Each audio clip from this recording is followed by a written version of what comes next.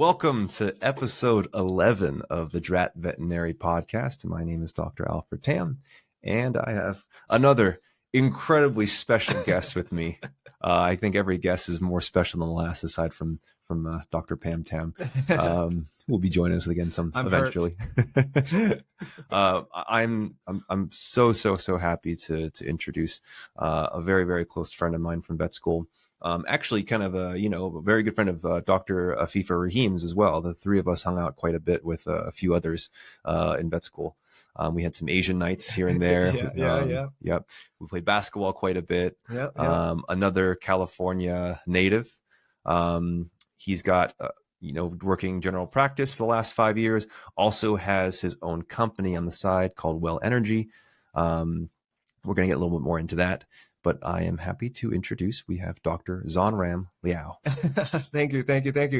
Man, I'm just happy to be here with you, hanging out. Man, I missed you so much. It's been, how many years has it been since we've seen each other? It's been 5 years. Jeez. Yeah. Oh my gosh. The number of handshakes we've done. I know, right? We've probably done like 20 handshakes, but yeah, dude, I'm not as smart or as special as I'm sure a lot of your other guests. I'm just a regular guy, but I'm happy to be hanging out here with you. It's good to see you again, my friend. Yeah, man, that's the whole point, right? This is a social podcast. We're not going to be talking about medicine or anything. It's more about who we are as people, why we are the way we are, and kind of our mindset. Now, both you and I, we have the same thing where we always tell people we're not the smartest people in the room, and we're very happy about that. There's no issues with not being the smartest person. But I think, probably our best skill set is our communication, our understanding of that, and kind of keeping our egos in check and being able to kind of spread positivity in the exam room as well as in the whole field. And of course, for those who do follow him on social media, you can see it's infested with positivity and brightness, So, well, let's start off by, we'll get right into the questions here for the most part. I definitely think positivity is something we need in this field, and I'm happy to help people out in a fun way and educate, my clients and all the pet parents out there. It's what we do. It's what me and Alfred, really thrive at. Yeah. I mean, you've pretty much been doing that, since I've even known you in vet school. So you've been pretty consistent about it. So I'm not even surprised. Yes, sir. First topic. And this is something that, obviously I've been bringing up quite a bit, is we're now, we've been in our 30s after vet school. We've entered into our 30s. We're now an adult in the face of a lot of adversity. Not as much as some people, as you guys have listened to in my previous episodes, but there, with COVID happening in the midst of our improvement as a veterinarian, as our entryway into adulthood, how has the last 5 years been for you? It's been pretty good. COVID definitely was unexpected, right? Part of our veterinary journey. I don't think any of us were counting on it or prepared for something like that when we were in veterinary school, and we weren't preparing for a pandemic, right? Who's preparing for that in veterinary school? We're just trying to get through our boards, Yeah, absolutely. But, the first, 5 years now, 6 years, I'm going into my 6th year, I think I'm 5 years and a half now. Yeah. Ooh, time flies, doesn't it? Yeah, time flies. I did not realize that until you just asked me. But yeah, last 5 and 8. So what did you do right off? So let me break it down. From you graduated vet school. We're both Rossies, of course. Yeah. You graduated vet school from I think your clinical was Illinois. Yes. University of Illinois. And all right, the second you threw your hat in the air, okay, where'd you go from there? Yeah, I finished an externship at Banfield Pet Hospital, where I really enjoyed my time. There was a really great team over there back in my hometown, actually, where I grew up and I was born and raised. And so, giving back to the community is really huge for me. So it was important for me to go back to work in my hometown. So I went back there, picked up, where I left off at the externship at Banfield Pet Hospital. Mm-hmm. I've been there for the last 5 years. There's a lot of talk surrounding, Banfield Pet Hospitals. People have different opinions about it, but my time there has been really great. In between there, the first 3 years, I really focused on, improving my craft. Really, the veterinary field and veterinary medicine, to me, it is a craft. You know, you have to approach it as kind of you got to take pride in what you do. Yeah, I mean, absolutely. If you don't, then you don't have a foundation to really kind of support yourself. For sure. And you can easily cripple and fall at the moments of, bigger adversity. Yeah. So it was important to get better very fast. I was as a first year veterinarian, I was a single doctor in my clinic actually about 80% of the time. 4 out of 5 days is different, right? Oh, that's rough. Yeah, it was. So growing up very fast was very important, and so I took on a lot of relief shifts to get better. Nothing. Yeah, I can dive into books, all day, every day. But like Albert said, we're not. I learned a lot better on it by experience. So took on shifts. I was working, 28 days in a row, 21 days in a row, then a day off, and then 17 days in a row. And all this really helped with not just, perfecting the craft or mastering my craft and getting a little bit better, but, the secondary, purpose is served is to help me pay off my student loans. Yeah, you told me. He's been here hanging out with me the last day, so we kind of we caught up before we started this podcast. Yeah. And you paid off your student loans in 3 years. Yeah, I was very lucky. Insane. That is insane. I was really lucky.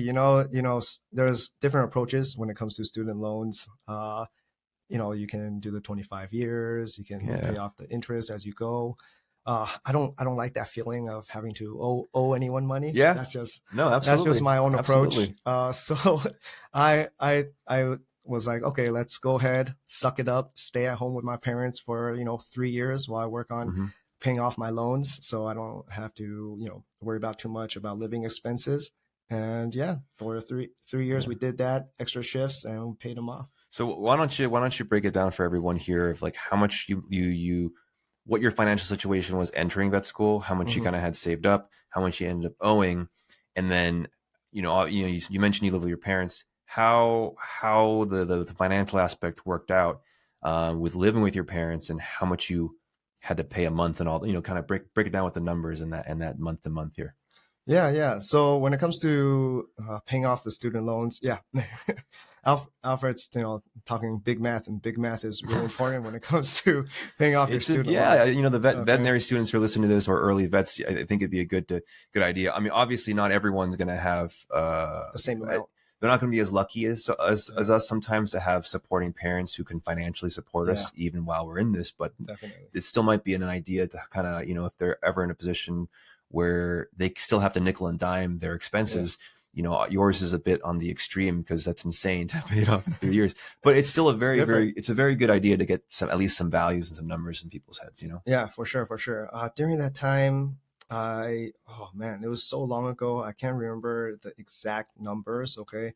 But, the first and foremost, I, had about $250,000 in student loans, which is about $100,000 less than most people. I was very fortunate enough before I went to veterinary school. This is actually a second career for me. I was a contractor. I painted houses. I did woodwork. I had about, $90K saved up. That's so cool. Or something like that. Cool. And that got me through, the first year, living expenses plus tuition. And after that, I had to, Sally Mae back then. So we took out loan after loan. Of course, the first few loans, you're at, 3-point-something% interest rate. And as you get more loans, that interest rate goes up, right? I think the last few loans I had were like 7.2%, which is insane. It's gone up now. I think Pam's hers is now at like 8 to 8.5%. No, it's getting higher. I think my highest is like 7.8, 7.6. Yeah, I'm sweating thinking about it. Yeah, it's insane. It's insane. But and then the first thing I did was when I worked for Banfield, they actually allowed me to refinance my loan. With Banfield, is that actually what they do? Yeah, Banfield actually helped me refinance my loans through a company that they work with called Common Bond. Oh wow! So okay, yeah, and we're going to talk a little bit more about Banfield. I know last time with FIFA we talked a lot about veg, so I'd like to break it into Banfield and kind of let people know. Obviously, as a seasoned Banfield veterinarian, his thoughts on that. Yeah. I think it's a really good idea. There's a lot of talk about different opinions, like I said, about absolutely. Banfield. But absolutely. I'm here to shed some light for my own experience. Let's do it. But so Banfield did that for me. So I was able to bring all that collection of loans down Mhm. into one loan Mhm. with a 3.6 variable rate, Wow. interest rate. Yeah, so it helped a lot. It helped a Okay. lot, and then they contributed $200 per month. Yeah, I know they do that. Yeah, Mhm. so it helped a lot there, and then I was paying. Oh man, I think I was paying like At, as much as I could every at single. least 5,000 a month, Yeah, at least. 7,000 per month with that amount of relief work I was doing. I was Mm. able to contribute that much every month, every month, and after 3.5 years, you get it It's done. wild. Yeah, That's insane. Good for yeah. you. Thank you, thank you. So yeah, I mean, obviously, I think a lot of people probably aren't as able to have that kind of ability to do that. But there for those who do have parents that they can stay with, who are also again financially able to kind of help you out for a little while. It's not a horrible option because Yeah, with 7%, all those things, I mean, it really does add up. If you do 7% of 400,000 over the course of 20 years, you're talking about, don't quote me on this, but I mean, after all that, you're paying over $800,000. yeah, and So it's for me, it's a pretty unique situation. I'm very lucky I get to live with my parents again after I haven't lived with my parents since I was 16, and after 16 years old, I was a parachute kid. yeah, We can talk about that too a yeah, little yeah, bit. absolutely. Yeah, but they left the country. I haven't lived with them until I was 28 again, and I was like, wow, this is different. It's nice having your parents again. Yeah, it's funny. Well, as a California uh, society, or as people from California, that is actually a very common thing to do. You're still in your 30s and you're living with your parents. That's Yeah. I think everyone I know from back home is still doing that because you can't buy a house. You can't Afford it. You can't afford it. You try to cut down on costs, but yeah, Okay. it's been pretty great. Reconnecting with my parents after all that time away from them. Okay. So you paid off your loans after a very a staggering 3 years, and then now you've been working with Banfield, and then you ended up opening up your own business. I think the last year or two, right? Yeah, Okay. 2 years ago, actually, I opened my business during the pandemic, Mm-hmm. and during that time, I had started saving up some money, and during the pandemic, as the veterinary visits were backed up 4 to 6 weeks. It Gosh. was pretty crazy, Insane. and I do work in my hometown, and these are the people that I knew, who helped raise me growing up. I was raised by the community, like I said, as a parachute kid. And so I had to help these people. They were asking me for help. Waiting 4 to 6 weeks to help manage, chronic diseases is not easy, Mm-hmm. for these guys. So I started a pet supplements company. I thought it'd be important to, take that, batch of money that I saved up, during that time I've paid off my student loans, and invest in making supplements, Mm-hmm. and helping people stay away from the vet during those difficult times, so that they don't have to come in and wait those 4 weeks for a scary veterinary visit. And if they can, help their pet's arthritis with some pet supplements, Yeah. help with the allergies with, fish oil supplements and probiotics and things like that. So that was really important for me to help them out. If they can avoid a veterinary visit, great. Mm-hmm. Not always possible, but you try your best, right? Especially Yeah. if they have to wait 4 to 6 weeks. If there's a 30% chance, it's might worth help. it. Absolutely. Yeah, and then I'm able to exchange emails with them and help them out a little bit. And we're very lucky, during Mhm. that time. Really, we started a pet supplements business out of the back of the hospital or back of my garage, and they liked it enough. My clients loved it. My patients loved it, and we decided to start a website from there and share our supplements with the rest of the United States. And luckily enough, we kind of Things took have off. been going. Yeah, we got Okay. some things, snowballed. We took off, and now we're in retail, and That's amazing. yeah, it's pretty cool stuff. Yeah. Now you mentioned you mentioned a lot in the last when talking with you last 24 hours.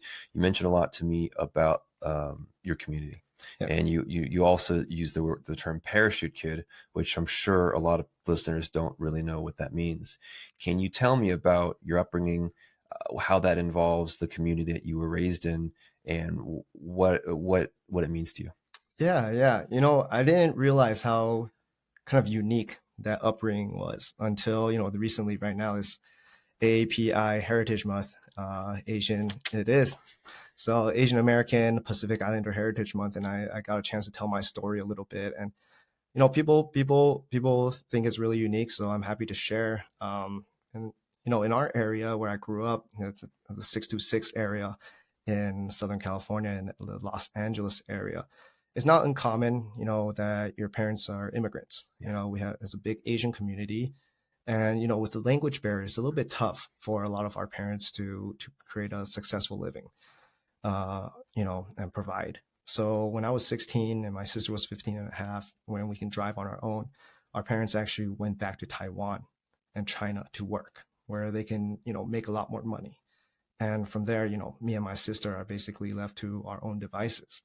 And, the people there helped raise us while my parents were grinding, working away in China and Taiwan, send us money every month. But so after school, it was important, that these boba shops, they stayed open. The restaurants, they stayed open for me and my sister.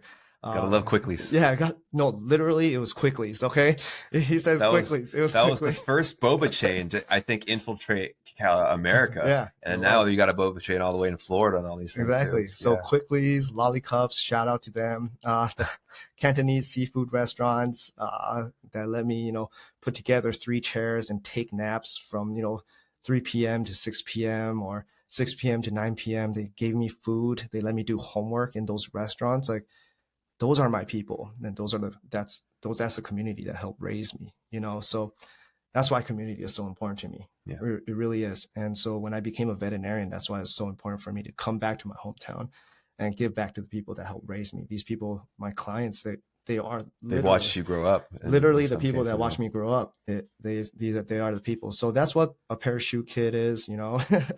And we had a group of them back in our area. We call it ourselves the lonely boys because we didn't have no parents, and we used to stay over at people's houses. But yeah, that's our upbringing there.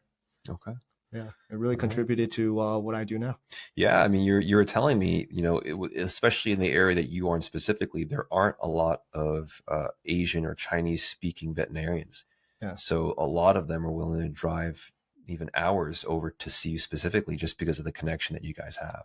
Yeah. And that cultural connection, that's pretty wild. I mean, it's wild in the sense where, wow, you're driving a couple hours, but also wild in the sense of just how valuable that is to a lot of people. Yeah, it really is. There's an Asian community where we are, but unfortunately not a ton of, Chinese speaking veterinarians, where it's not super popular in our, I guess. Those guys are medical doctors. Yeah, they're not veterinarians. There's not a lot of veterinarians. Yeah, Alfred's right, so it's important to get the word out that, hey, you know what, I'm here to help you guys.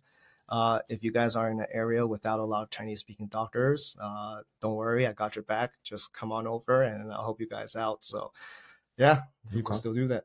Right.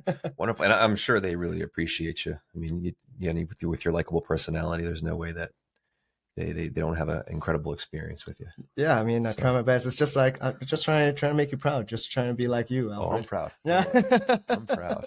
I'm trying to be like him. So, all right, now, you grew up in this community, you went back to this community. Banfield, of course, is a very good station to work in.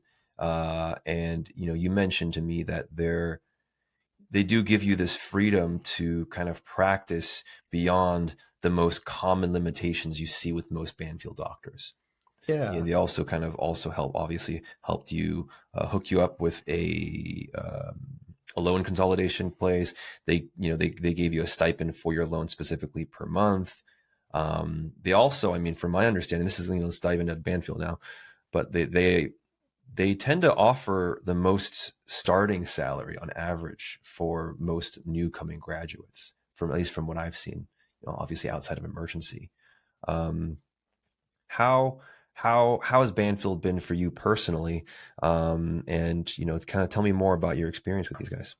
Yeah, my experience has been pretty great. I didn't know that they had offered the highest starting for new grads, but that's pretty cool. I feel like they do. I know Vetco now is like a new one. Yeah, they're kind of almost identical to where they start, because they're from Vetco, so they're trying to or Petco, so they're trying to do their own thing.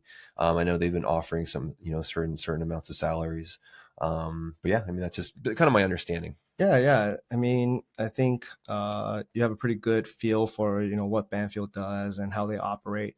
Every Banfield operates a little bit differently depending on the doctor, right? And I'm fortunate enough. I work in a Banfield that's pretty diverse, where some doctors are comfortable with just very primary care level vaccinations and annual checkups and things like that. Mm-hmm. And then you have me who does all types of crazy stuff. Mm-hmm. But they do allow you to practice what you want to practice. So Okay. I'll be doing splenectomies, GDV surgeries, things That's like great. that, Cool. at a Banfield practice. So it is what you make of it. I know there's some some people don't like Banfield too much. I have no complaints. I love Mm-hmm. working for them. It's pretty cozy, pretty chill as a veterinarian, and to all the veterinarians that are coming in out of school, I would look at them. I would look at them as a great place Yeah. to start. There's a if you have a good mentor for the initial 8 week period, Mm-hmm.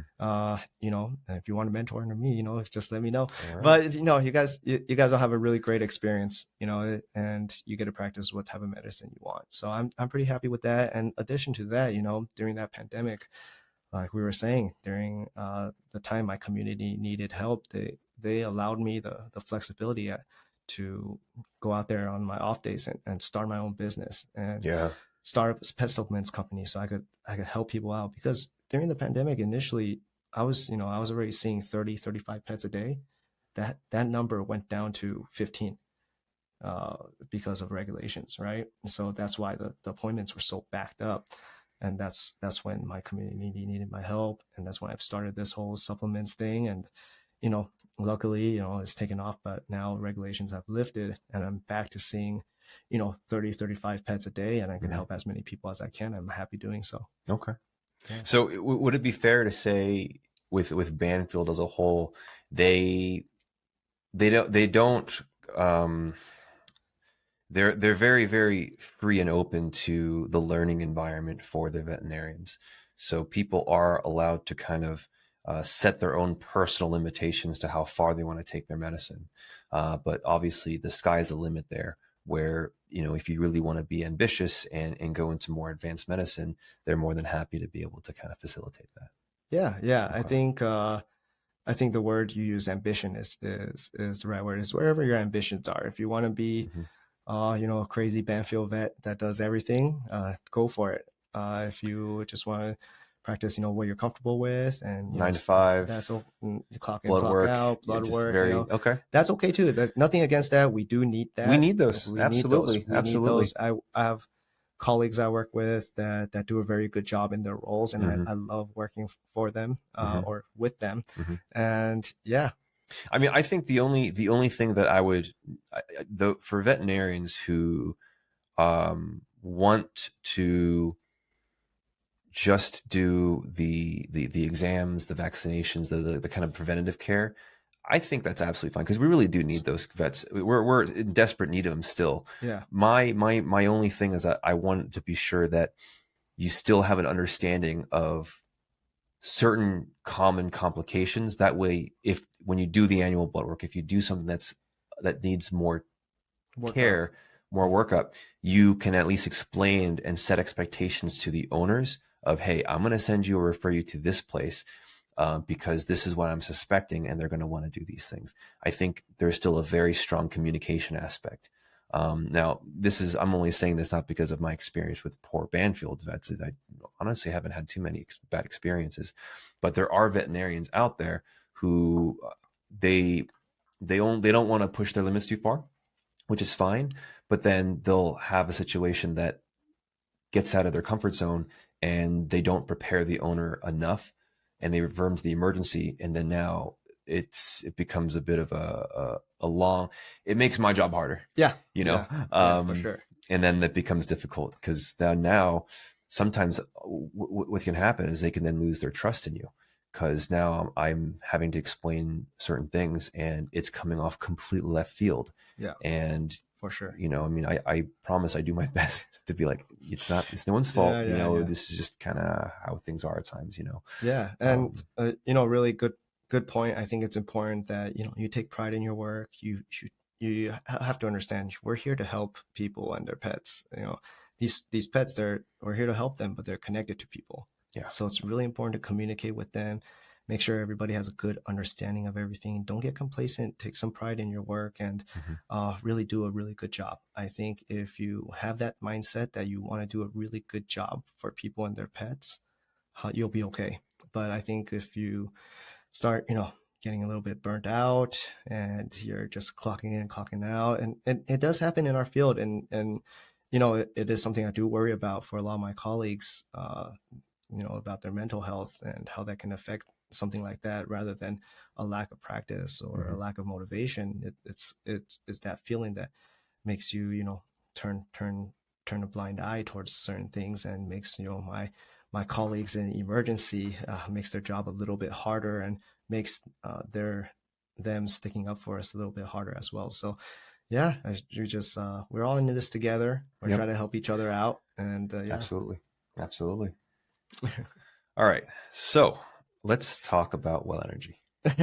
I know we briefly talked about it, and then we kind of jumped around. No, that's okay. I'm sure a lot of people who are listening don't have their own business, including myself. So I might not ask the questions everyone wants to know, but there are a few things I'm very curious about, in terms of the ideology of this kind of leadership. It requires a different level of mentality, I would imagine. Can you kind of compare and contrast being a mentor leadership role as a veterinarian in differences to a leadership mentorship role as a business owner? Ooh, very, very, very good question. That's a very good question. Leadership and mentorship as a veterinarian, I think, is for me very, very easy. It's what we're trained for. Fair. It's what we practice. And if you approach it with the mindset of you just want to help your colleagues, and help the machine that is your animal hospital run like a well-oiled machine, wherever you can take a step back and look at a big picture, how you can help. I think that could be the most helpful thing. Okay. in running a clinic. I'm the most senior doctor in the clinic that I work in, and from that point of view, I do have a mentorship role where every year I'm mentoring the new first-year vets, and a leadership role in taking on cases that other veterinarians can't handle. And not only that, that's the medicine side of it, right? The animal hospital is also a business. It's not my business, but it is one that I try to run so that they can stay afloat and make sure we're doing our jobs. And when you think about the management there, and managing personalities is very important. During what shifts do you place a certain staff, and why you do that to get your day going? That's all really important. They're all cogs in the machine. When it comes to running the animal hospital, those are all important stuff. Whereas, now jumping towards the business side, as entrepreneur, when you're starting your business, there's not too much when it comes to leadership in the beginning, because you're wearing all the hats. Fair. Okay. Yeah. You are the nurse. You're the receptionist. You're everything. But with that is, you have to learn, when you do hire more people to help you out, you have to learn to delegate. And as someone who starts out as an entrepreneur who has control over everything, that can be a little bit tough. Especially if you have a little bit of trust issues, and you're it's like having your first child, right? And then allowing for the first time letting someone carry or babysit that's got it. I mean, we don't have kids, but I can imagine, and from what I've heard, it's very hard to give up those responsibilities. For sure. And from there, you kind of learn, once you let go and delegate a little bit, there is some trial and error. There's going to be a lot of trial and error, but from the trial and error, you learn things, and you learn what people are good at, what they're not good at, very similar to in the animal hospital. And then you assign them tasks that they can excel in. Not everyone's going to be a jack of all trades. If you have one, great, you're really lucky. But otherwise, most people can specialize in certain things. And as long as you put them in their roles, I think everyone can be a superstar in that role. And once you have a team of superstar role players, similar to basketball, then you have a championship team. Okay. And you're all set. Okay. Great answer. Yeah. Great answer. So now 2 years into it, of course, it's still a work in progress. I would imagine every day it's still a learning experience.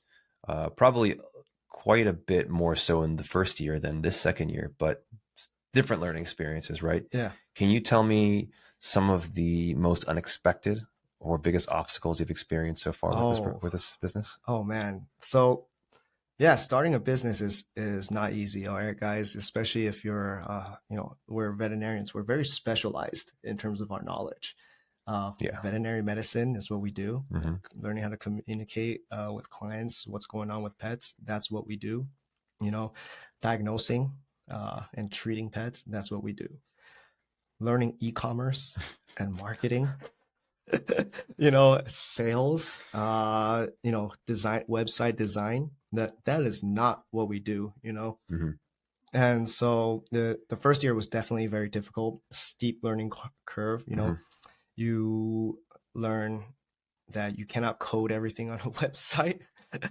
that you learn like little things like that, and then once you have you're trying to set up that structure, that infrastructure, the skeleton of your business, right? And that is tough. Yeah. Okay. I can imagine. But after you set that up, the next year, that second year, the tough thing is marketing and seeing how your brand can people can be more aware of your brand. Mm-hmm. is very difficult. There's just so much competition out there, if you Yeah. can imagine. You go on Amazon, you go to any kind of pet. If you look up pet supplements, you look up joint supplements for dogs, you're, as a business that's first starting thousands, out, right? yeah, you're on page 52. Okay, and that's just how it is. And you have to stick in there and grind and not give up, and look at what you can do to set yourself apart. And you have to be very, very patient. That's the main thing. Patience. Yeah, because otherwise, you're just you're gonna give up before you can even get to close to break even. Yeah. And I'm very lucky that we're there now, where we've broken even, and we can keep the business going. But to be very frank, when you're going into entrepreneurship, those first 3 years are extremely tough. They're extremely tough. Learning marketing skills, setting up an email chain where you remarket to those people who have visited your website but didn't buy anything. Mm-hmm. You have to get them to sign up for emails so we can remind them, hey, you guys left something in your cart. Things like that are important that you don't learn in veterinary school. No. And so those are the types of obstacles and learning curve stuff that you do as an entrepreneur in the first year, with wearing all those hats. And after that, you can start delegating that type of stuff. Okay. Now, this is also a kind of reflection of myself. So I'm kind of projecting, but as someone who is on social media for the podcast, I'm not really, but I've kind of dove into that realm and trying to kind of put my name out there for a little while, and then kind of I'll have little spurts of kind of enthusiasm towards that. Yeah. But I would imagine, me and you, our personalities in terms of putting ourselves out there are probably quite similar. We're not exactly, it's not really part of our personality, but obviously, you've put your face out there tremendously. I mean, you've been on national television, on a TV show for this. You're constantly on social media now, promoting not just the brand, but also your brand of Dr. Z, Dr. Zonram Liao. So how has that been? I would imagine it's got to be really pushing your comfort zone. It is. And can you tell me more about like the team, the strategies, kind of, how you guys choose or design a post, and the talent behind all that? Yeah. That's a pretty good question. Just to steal a term from you, I know earlier you talked about being a classroom extrovert. That's what you and me are. Where generally speaking, we are introverted, but when we put it into a setting where we need to be extroverts, we're pretty good at it. Running a social media account where you're trying to grow a little bit and grow the business, the most important thing is just remember why you're doing it. So the reason why I'm doing it is to create brand awareness for me, on one side of things. But my brand, WellNergy Pets, the goal behind WellNergy Pets, even though it's been 3 years, has never changed. It's always about helping people and their pets. and helping people avoid veterinary visits. Like, I'm a veterinarian, but I don't want to have to see so many sick pets. Like, Yeah, like we that's don't want fair. to see sick pets. We want to see healthy pets for annual checkups, and sick pets break everyone's hearts, breaks the owner's hearts, breaks my heart. And if we can help take better care of pets at home, that's what it's about. Mhm. So, the thought process behind it is, if that account can help people do that as well as my brand, and that's what we're going to do. We're going to bring value every single day. How can you help your pet? How can you help your pet at home take better care of managing chronic diseases or preventing serious diseases from happening before they do, and that's the thought process behind the post. Of course, there's, social media holidays and little fun stuff here and there. You keep track of that calendar and you make posts accordingly, but on days you don't, that's why I run my Medical Monday posts, my Wellness Wednesday posts, my Tip Tuesday posts. It's all to help people and their pets. So yeah, once you have that mindset, then you can feel very happy about making these posts, despite 3 hours go into work, creating a reel, and you're on Instagram and you have bad Wi-Fi, and all of a sudden it gets deleted. Yeah, you're gonna get frustrated. You're gonna get sad. You're gonna cry. It's okay. But you just think about, okay, I gotta do this for the people. So you do it for your people, and you have to stay consistent. Yeah, you make your first reel, 3 people see it.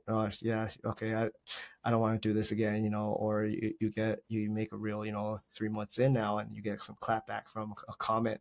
Oh, I don't want to do this anymore. You can't just do that. Just stay consistent. You have to do it every single day, and once you have that, it'll start growing. It went from, once I started doing that, I think it grew from, like, I'm not an influencer or anything like that. I'm just a regular guy.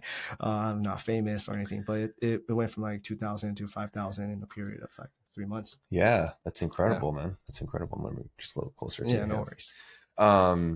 So what was the process of getting onto the television show? And I can't remember what the show was. And I should have written down, I'm a horrible host, but can you break down that whole process of going in there and, your nerves entering into that? Not at all. Yeah. So, when it comes to, planning steps for a business, I did come up with a business plan. It's important to come up with a business plan and have mission statement, and company values. And ours was to help people and their pets, right? And number 2, with the business plan, first year, you focus on online sales.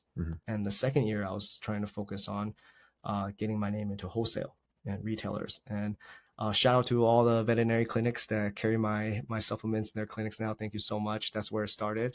And from there, I started applying to go into grocery stores. So Petco and, HEB, UNFI, which I work with now. These are, shout out to my Texas people. Yeah, shout out to Texas.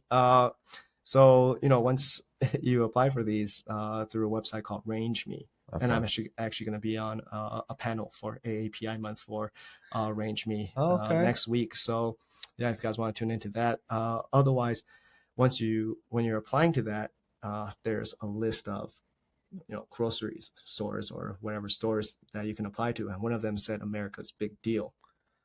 And I thought that was a grocery store where they sell supplements and stuff for cheap. So I applied to it. I gave them my pitch, and so it was all really by mistake. And they were like, "Wow, that'd be a really great pitch on TV." I was like, "What? What are you talking about?" And they're like, "Oh no, this is not this is a TV show." I was like, "Oh, what?" So that's how I got on USA Network for America's Big Deal last fall. We were actually on the premiere episode. Wow. Which was really, really cool. The whole process working with TV is kind of strange. It was live show. I didn't realize for live shows you get to do 3 rehearsals. That's a thing. I didn't know that was a thing. You get a teleprompter. That's a thing. I sucked at reading from the teleprompter, so I just memorized everything because I can't read. I speak English, but I do not read English very well. Okay. No. And then, so that teleprompter was tricky. And yeah, they gave me a whole brand. They said, on TV, you're going to be Dr. Z. And I said, okay, thank you. And then, so all that whole process was very different. They had, you do 3 hours of filming for, your little like reel that introduces you, and only 15 seconds of it 15 seconds, airs, yeah. and that's very normal, so we Yeah. learned a lot. And yeah, we were lucky enough that on live TV last year we sold $30,000 worth of product on live TV in less than an hour. Holy And cow. yeah, and we were secondary winners on the episode that got us a deal with Lowe's Home Improvement, which was really cool. Yeah, So, yeah. That's incredible. What I don't really know how the show works so much, actually. Yeah. So you got a secondary one. What was a primary winner? Primary winner was the person who won on the spot. And then, okay. that she also sold $30,000 worth of product on live TV, and she sold it faster than me. So I got second place. That's awesome. Yeah. That's great. What was she selling? Because she was selling a bag, the minky blue bag. Shout out to my girl Cheryl. She was awesome. They're going to be at Macy's from the TV show. Wow. And then I guess my pitch was I guess luckily very cool enough that Lowe's Home Improvement hit me up after the show. Man. And they said, hey, we would love to have your products in our stores. Let's do a big $100,000 purchase order. And so they did that for us. And so, yeah, we're going to be in their stores actually next week. That's amazing. Are they select right now, or are they going to try to do all stores? 250 stores. Wow.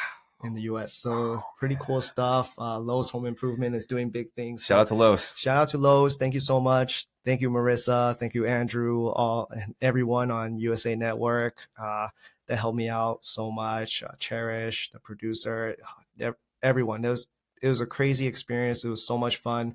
And now we get to help a lot more people and their pets bring, not just products to their pets to help with their dental health. Mm-hmm. But that show also, if you think about $30,000 worth of products sold, think about the millions of viewers that are watching that now have better awareness about dental health for their pet, just from a little segment. So that's important stuff. Those 3 hours condensed to 15 seconds of information for millions of people. Yeah. For that little reel saying, hey, I'm Dr. Z, and then after that you do a little minute and a half pitch, and there you go.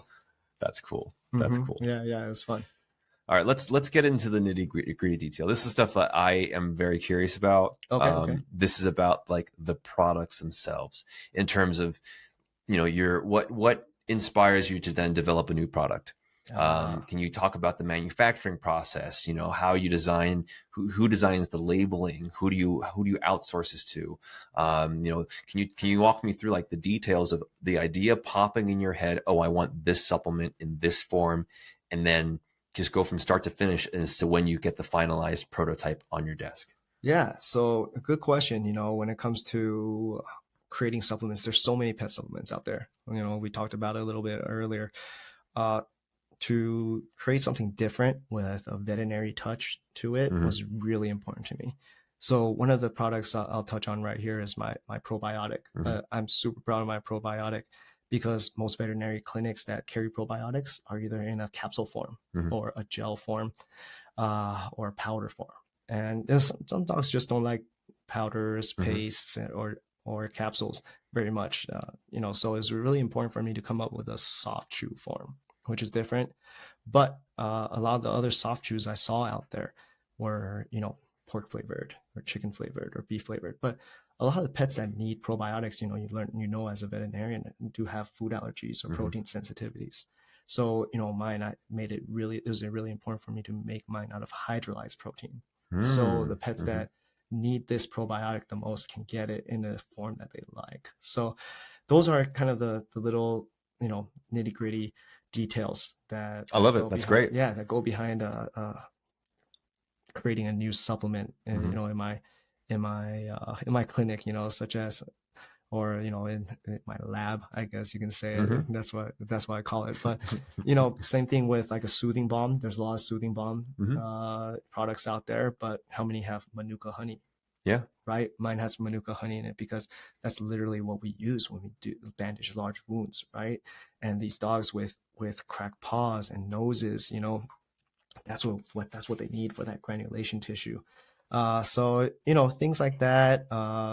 Another example, I could go on and on. I Yeah. just nerd out about this stuff, but No, like, that's great. These products, this is what sets you apart from the other ones. This is what's so special about it. Like a hairball control product for cats that's not a paste, that's made of, that doesn't have petroleum jelly in it, or laxatives that can cause, diarrhea or soft stool sometimes.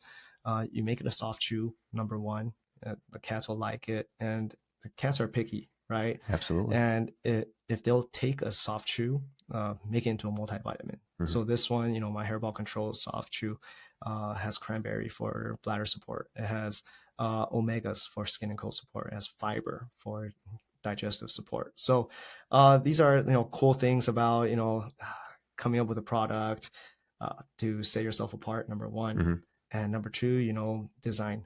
Right, like you said, how do you design a label? It's very important to find someone you trust that's good at that stuff, that can convey the message. When it comes to my company, what we really are, we're just trying to help people and their pets. We're your local friendly, veterinary, neighborhood veterinarian.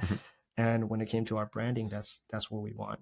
Some people do the very sleek thing, which is very, very in right now, or minimalist, looking things, but we're just trying to be friendly, and that's the thought process. It is very user friendly. It's very welcoming label and kind of font and everything. Yeah, exactly.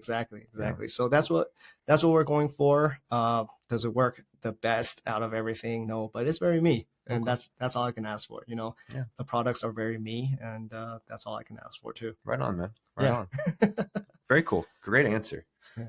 Now, in terms of a little bit more about, you kind of broke down the science a little bit, not the expectations of the business.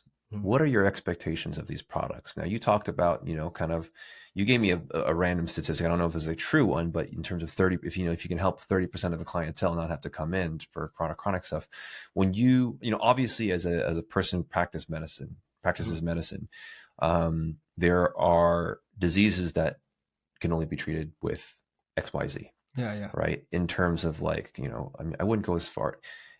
People use the term nutraceuticals. Of course, people use, obviously the conversation of supplements.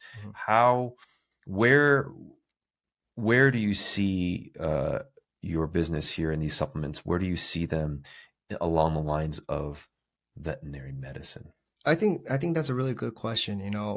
My supplements are just here to help people help their pets at home the most. Okay, so the thought process behind my business, and you said 30% that I used earlier was actually a statistic I got from a dermatologist.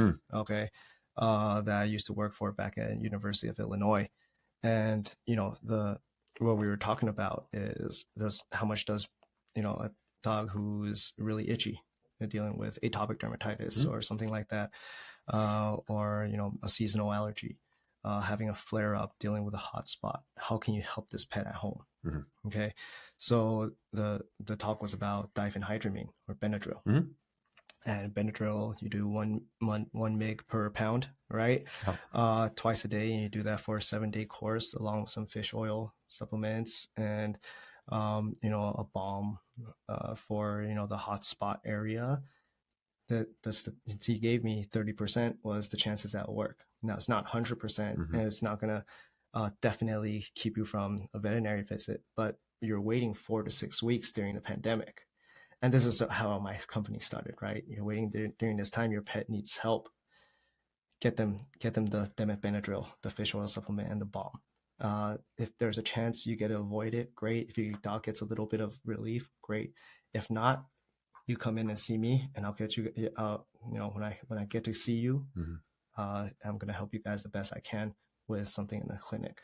So that's how I want my supplements to work. If they're not just for emergencies, they're good for long-term maintenance. That's what I want them for. But if there's something that you guys cannot handle at home, come see your vet, because that's what we do as people, right? You have you sprain ankle, you don't go straight to the doctor, right? Sometimes you nurse it at home. If it gets better in 2 weeks, great, you don't have to see the doctor. But if it's not getting better and it's like, ooh, this might be something worse than just a sprain, I'm gonna go see my doctor. Okay. Gotcha. Now, in terms of going a little bit more back into the business, what are some of the statistics and resources you look up to look at to inspire promotions, or because I see, you'll have like, 25% off. What dictates when you guys do that? I know obviously it is a business tactic, right? How do you then calculate costs for your products? And then of course, how do you, and then how do you like attract your target audience, and how do you identify it? And then what are those, how do you go about getting to them? Very, very good question. I do like to do promos based on season. That's really important. Like fish oil supplements during allergy season, like now, or dental care products. Do a promo during Dental Health Month in February. That's all really important stuff. So things that match up with what people are seeing, that'll help drive sales. And or at the very least views to your website. And once you have views driven to your website, the goal is to have them subscribe to your emails with a further percentage off. And that way, they'll be able to come back to your website, get reminders when they run out of supplements. And that's what we want. That's the goal of the promos. And that's the goal of these promos. Okay. So yeah, and otherwise, I think you were asking about statistics when it comes to how much they help and things like that. They do help increase traffic. That's the number one thing. But they also help increase conversion rate. Okay.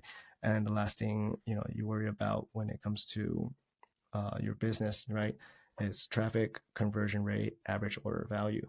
And it does decrease your average order value, but hopefully the lifetime value of your customer, if they like the supplements, is going to be a lot higher. So those are the important factors that it helps with here. Okay, cool. Yeah. How do you calculate the costs for these products? Usually it's just like any other business. You usually 3 times it. Okay. 3 times it is the general rule. I don't know if I'm giving away any trade secrets here, but if you guys are buying, an apple at the store or avocado at the store for $1, the store bought the avocado for 30 cents. That's just. I've heard that statistic, especially in the restaurant business. I think that's a common thing. It's standard. Yeah, cost of making food, you got to pay for the service and running the expenses for all the electricity and all that stuff. Yeah. Okay. So that's it. I have a smile on because some businesses charge. They charge. They charge way more. Oh my gosh! I know a business that for like a spray for your pet. They buy it for like 30 cents, and then they sell that thing for like $8, and then it's just some crazy stuff out there. But I mean, I'm not trying to do that. I know. I mean, look at the insulin costs in the United States for people, right? Yeah. I mean, it's just there's so many. Dude, thank God, the price of Vetselin went down.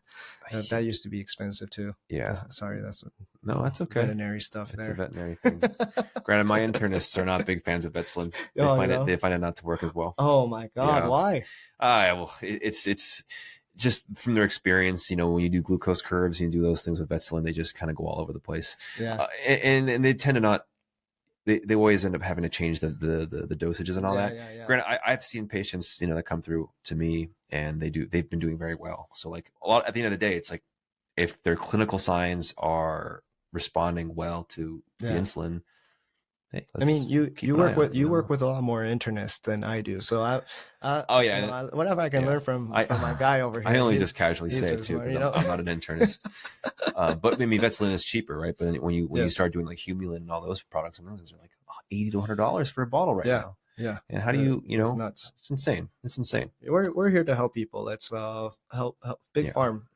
Big Farm, please help out people. Don't charge $80 for eye drops, please, at Costco, pharmacy, or wherever. Just don't do that to people. Please. # help us Big Farm. help us Big Farm. Did you get LASIK by chance? No. So I got LASIK. That was my graduation present to myself. Oh. And I actually went to a pharmacy to get, eye drops after. Okay. I think it was tobramycin, actually, man. And that tobramycin from I think it was Walgreens, cost me $80. And I was like, wow, what happened, So yeah, please help us out, Big Farm. Please help us. All right.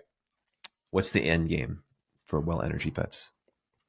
The end game, honestly, we did not start with a huge end game in mind. We're very, neighborhood level. We're just trying to help people and their pets, and kind of snowballed into, luckily we snowballed into something successful, that did end up breaking even, and It's huge. it's huger now, and now the end game is, hey, if we can, make us a household name, that allows people to help their pets at home.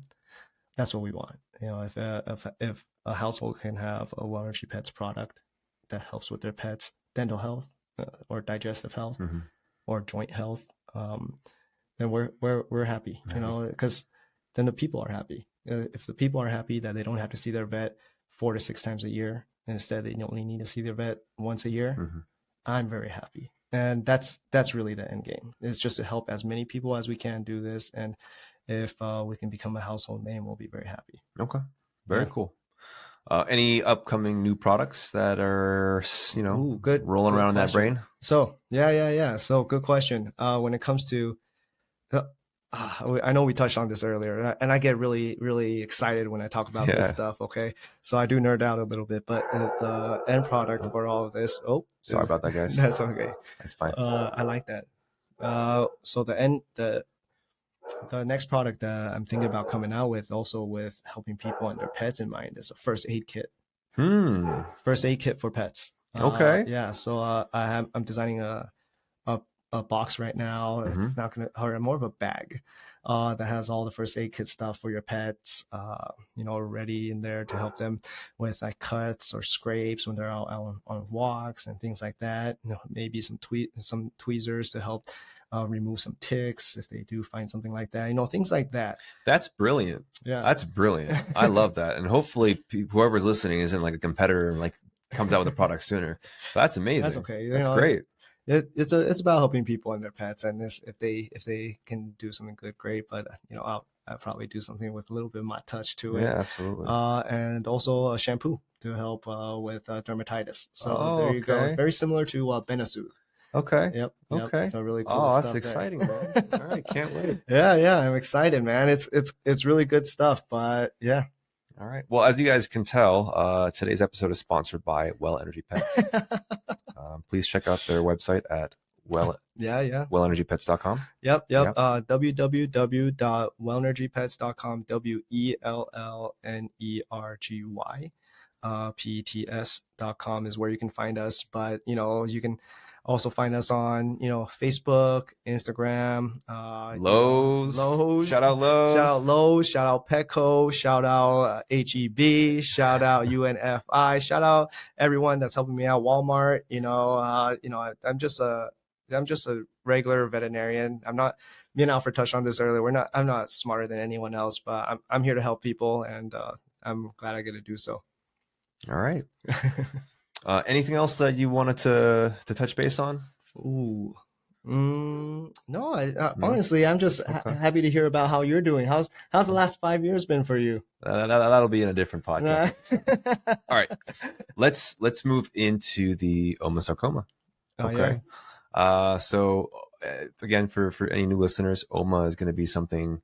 It tends to be a better case scenario, something that you like or currently are into. Sarcoma tends to be not as good of a prognosis in terms of tumors, so it's more something that's kind of on your bad list at the time for not use. Yeah. So why don't you start? What's your Oma?